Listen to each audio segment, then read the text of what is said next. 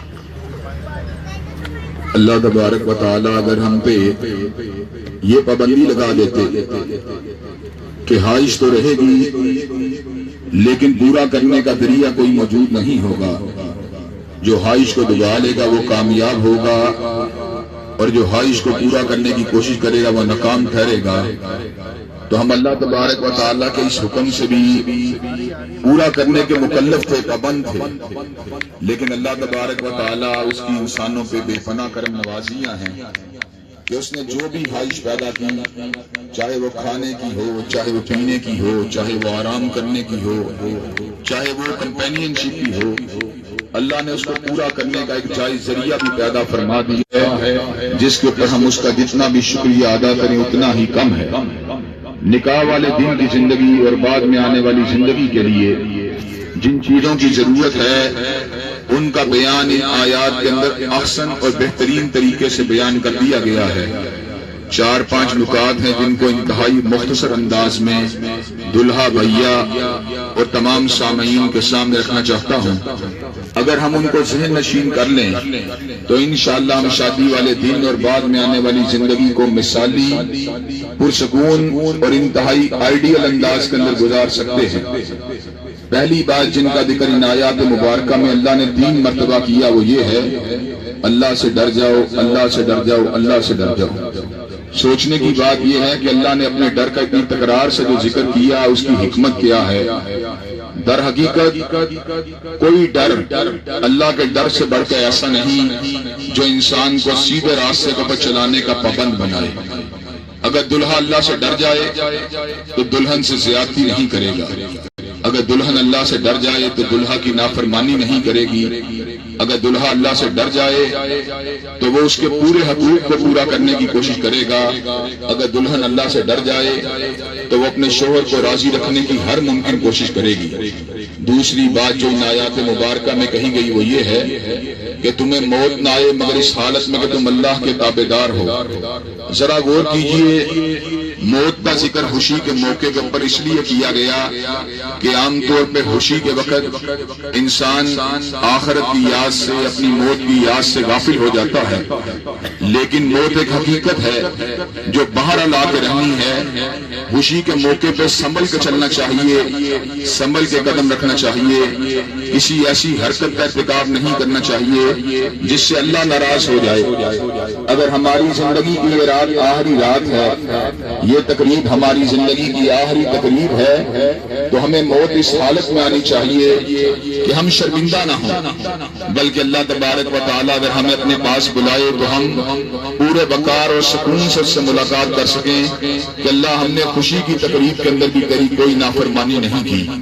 تیسری بات جو ان آیات مبارکہ میں کہی گئی وہ یہ ہے کہ اللہ نے تمہیں ایک باپ آدم اور ایک ماں حوا سے پیدا کیا۔ یہاں ہمیں اپنی اصل کی یاد اللہ نے اس لیے دلائی کہ وقت گزرنے کے ساتھ ساتھ ہم قبیلوں میں تقسیم ہو گئے، ہم شیخ بن گئے، راجپوت بن گئے، بٹ بن گئے، جٹ بن گئے، ارائی بن گئے، لیکن اللہ تبارک و تعالی ہمیں احساس دلا رہے ہیں تم جو کچھ بھی بن گئے ہو اس کی وجہ صرف پہچان تو ہو سکتی ہے، باعث فخر نہیں ہو سکتی۔ تمہارے قبیلے، تمہارے کنبے، تمہارے خاندان وجہ پہچان تو ہیں لیکن فضیلت کا سبب نہیں ہے۔ چنانچہ دلہا بھیا کو، دلہن بیٹی کو اپنے خاندان، اپنی برادری، اپنے حسب و نسب پہ فخر نہیں کرنا چاہیے، بلکہ ہمیں جذبہ اخوت کے تحت تمام انسانوں کو برابر سمجھنا چاہیے۔ ہم میں سے کسی کو نہ مال کی وجہ سے شرف ہے، نہ خاندان کی وجہ سے شرف ہے، نہ قبیلے کی وجہ سے شرف ہے۔ ہاں اگر کوئی شرف کی بات ہو سکتی ہے تو یہ ہے ہم میں سے اللہ سے زیادہ ڈرنے والا کون ہے؟ جو ڈرنے والا ہے وہ اللہ تعالیٰ کی نظروں میں زیادہ باعث عزت ہے، زیادہ باعث وقار ہے۔ اور اس کے بعد چوتھی بات میرے رب نے یہ کہی کہ یا ایھا الذین آمنوا اتقوا اللہ وقولوا قولا سدیدا، کہ ہمیشہ سچی اور سیدھی بات کیا کرو۔ سچی اور سیدھی بات کا اس لیے اللہ نے یاد کروائی ہمیں اس موقع پر کہ عام طور پہ تقریر تقریب نکاح میں لڑکے کی آمدن کے حوالے سے، اسی طرح لڑکی کی تعلیم اور اس کی عمر کے حوالے سے جھوٹ سے کام لیا جاتا ہے۔ لڑکے کی آمدن 50,000 ہو تو لاکھ بتلائی جاتی ہے، لاکھ ہو تو 2 لاکھ بتلائی جاتی ہے۔ لڑکی کی عمر 20 سال ہو تو 18 سال بتلائی جاتی ہے، 25 سال ہو تو 22 سال بتلائی جاتی ہے۔ لڑکی کی تعلیم BA ہو تو MA بتلائی جاتی ہے، FA ہو تو BA بتلائی جاتی ہے۔ مقصد یہ ہوتا ہے وقتی طور پر اپنے ناک کو اونچا کر لیا جائے، لیکن میرے رب نے اس امر کا اعلان فرما دیا، جو سیدھی بات کرے گا یصلح لکم اعمالکم ویغفر لکم ذنوبکم، اللہ تعالیٰ اس کے معاملات کو سیدھا کر دے گا اور اس کے گناہوں کو معاف کر دے گا۔ اور آخری نقطے کی بات جس کے بعد انشاءاللہ ایجاب و قبول کا مرحلہ شروع ہو جائے گا وہ یہ ہے کہ عام طور پہ ہم کامیابی کی بات یہ سمجھتے ہیں کہ رسم و رواج کی پیروی کر لی جائے، برادری کی بات کو مان لیا جائے، ٹرینڈز کو فالو کر لیا جائے، جو کنٹمپریری روایات ہیں ان کو شادی بیاہ کے موقع پہ جاری کر لیا جائے اور اپنے آپ کو اس اعتبار سے کامیاب سمجھا جائے کہ ہم نے بڑی اپ ٹو ڈیٹ شادی کی، ہم نے تمام ٹرینڈز، تمام کلچر اور تمام جو ثقافت کی ریکوائرمنٹ ان کو پورا کر دیا۔ مالک کائنات اعلان فرماتے ہیں وَمَن يُطِعِ اللَّهَ وَرَسُولَهُ فَقَدْ فَازَ فَوْزًا عَظِيمًا۔ کامیابی ٹرینڈز کو، کلچر کو، سوسائٹی کو فالو کرنے میں نہیں، بلکہ کامیابی کی بات یہ ہے کہ انسان اللہ اور اس کے رسول کی بات کو مانے۔ وَمَن يُطِعِ اللَّهَ وَرَسُولَهُ فَقَدْ فَازَ فَوْزًا عَظِيمًا۔ حقیقی کامیابی اس ہی کو حاصل ہوگی جو اللہ اور اس کے رسول کی بات کو مانے گا۔ امید ہے یہ باتیں دلہا بھیا دلہن بیٹی کے بھی پیش نظر رہیں گی، اور جتنے سامعین یہاں پہ آئے ہیں انشاءاللہ وہ بھی ان باتوں کو ملحوظ ہاتھ رکھیں گے۔ اس کے بعد میں اپنے بھائی احمد منیر ولد حاجی محمد منیر صاحب سے پوچھوں گا کہ کیا آپ کو لائبہ رؤوف بنت عبدالرؤوف سے 22 تولے طلائی زیور حق مہر نکاح قبول ہے؟